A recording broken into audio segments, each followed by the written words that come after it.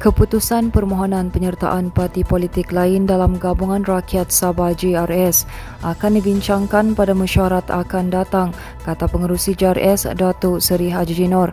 Mengulangi perkara itu, Haji G yang juga Ketua Menteri Sabah berkata tiada sebarang perbincangan dilakukan pada mesyuarat Majlis Tertinggi JRS yang diadakan pada Ahad lalu.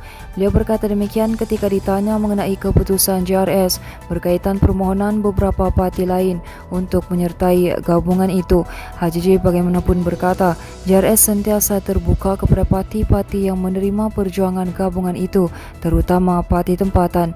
Pada mesyuarat Ahad lalu, Haji J memaklumkan JRS akan mengadakan siri jelajah di setiap parlimen bermula Ogos ini. Sementara itu, Perjanjian Malaysia 1963 MA63 adalah dokumen asas dan suci berkaitan pembentukan Persekutuan Malaysia yang bermakna Malaysia tidak akan wujud jika tiada MA63.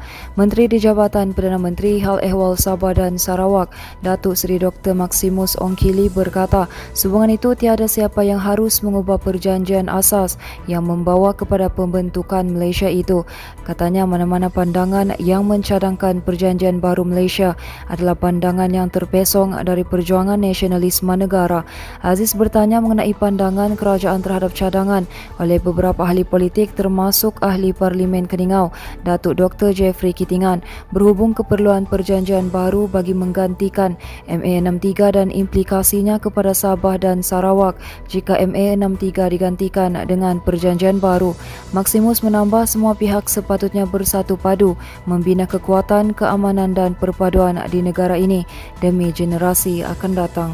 Ahli Dewan Undangan Negeri Adun Balingian Yaakob Arbi melahirkan kebimbangan dengan sikap berdiam diri kerajaan khasnya Wisma Putra dalam isu pencerobohan China di ruang udara dan perairan Malaysia di Laut Cina Selatan baru-baru ini. Beliau dalam satu kenyataan media hari ini, isu pencerobohan sudah banyak diperkatakan khususnya wakil rakyat dari Sabah dan Sarawak sejak beberapa tahun kebelakangan ini, namun krisis tersebut dilihat semakin berlarutan. Jelasnya krisis ini sudah tidak boleh dipandang remeh dan sifat terlalu menjaga hati segelintir pihak sudah perlu dielak bagi menangani pencabulan kedaulatan negara. Jelas Yaakob, Wisma Putra dan Kementerian Pertahanan perlu menggerakkan sebarang resolusi bagi mempertahankan kedaulatan tanah air, khususnya keselamatan rakyat di Sabah dan Sarawak. Menurut beliau, pada hakikatnya semua pihak perlu saling hormat menghormati kedaulatan negara di rantau ini, dan rantau Laut Cina Selatan adalah sentiasa dalam keadaan aman dan selamat bagi kapal nelayan sebelum ini. Untuk makluman juga, laporan Ketua Audit Negara Siri 3 2018 telah memberi amaran melalui angka pencerobohan sebanyak 89 kali bermula 2016 hingga 2019.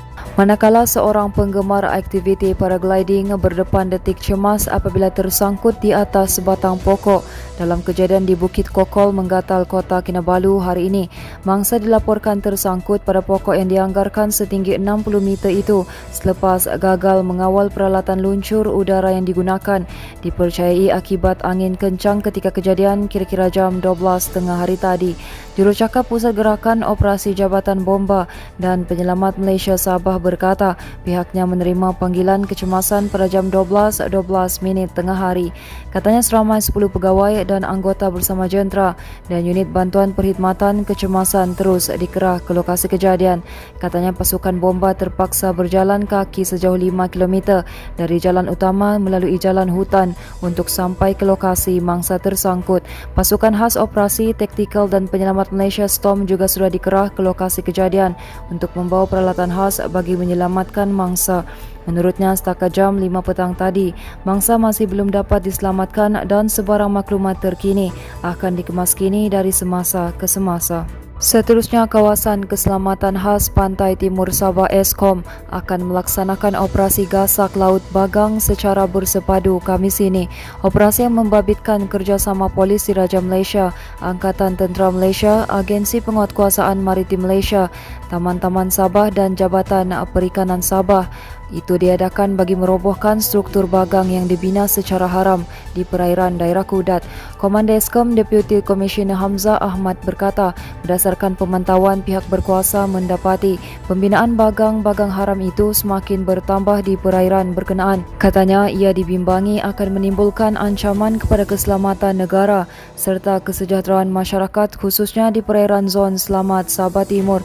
Hamzah berkata mana-mana pihak yang mempunyai bagang haram di sepanjang perairan pantai timur Sabah dinasihatkan untuk segera mengosongkan dan merobohkan struktur berkenaan sebelum diambil tindakan. Sehubungan dengan itu, Hamzah berkata orang ramai yang mempunyai sebarang maklumat berkaitan struktur atau bagang haram boleh melaporkan segera ke Pusat Operasi Eskom di talian 089 863 181.